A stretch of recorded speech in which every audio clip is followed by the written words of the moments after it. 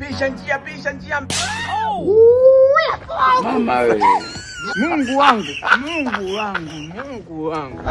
Wewe unajua site yako? Site yangu kivipi? Wewe ndio mgeni kwa sababu mimi ndo nimepita kwenye site yangu kabisa. Nikasema hapa sikunja hata kona. Wewe unajua sheria za hapa inaonekana. Wewe mgeni wewe. Alafu umeelewa? Mimi nimeelewa. Wewe mchawi, mimi nimeelewa.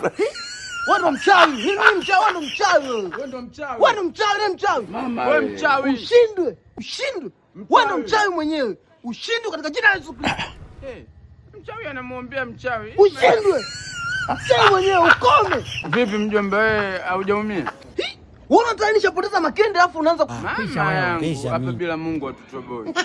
Sasa msikia mjomba, mimi nilikuwa naenda kuloga kwa Mamposa. Hapa nje yuko wapi? Unokana mgeni shakujua kitambo tu. Kwa Mamposa ni huku mzee, pita hivi babu. Mungu aingilie kati.